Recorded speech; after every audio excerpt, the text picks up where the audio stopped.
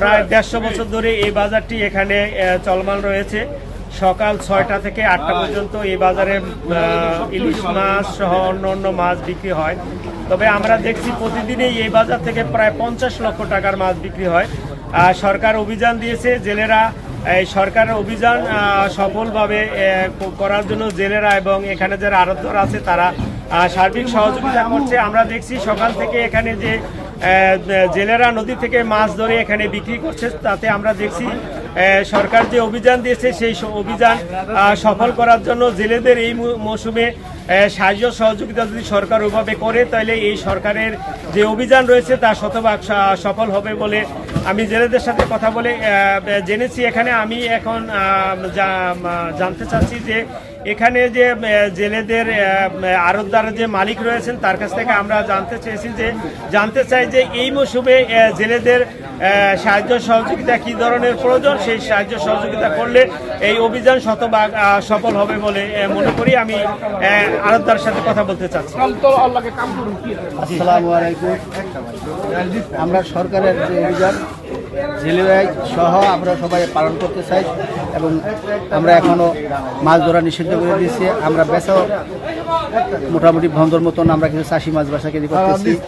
যদি সরকার আমাদের প্রতি লক্ষ্য রাখে যে আমাদের জেলে ভাইদের প্রতি, আর তারা তো অনেক গরিব মানুষ, তারা দিনমজুর, তারা দৈনিক এই মাছ ধরে তারা তাদের সংসার জীবিকা নির্বাহ করে।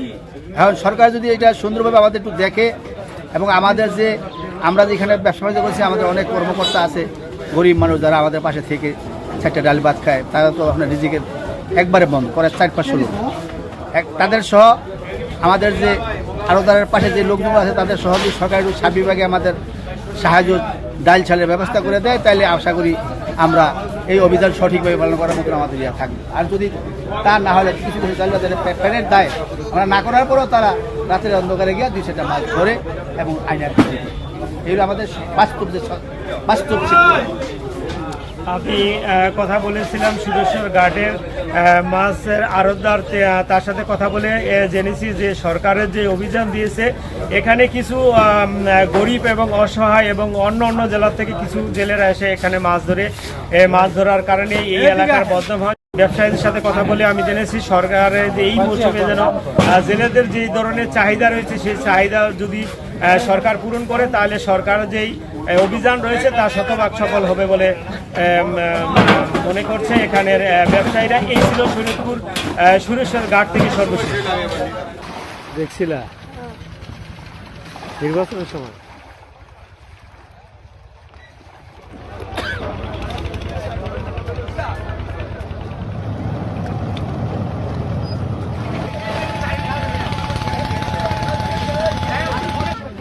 এরকম তো ব্যস্ত আছি।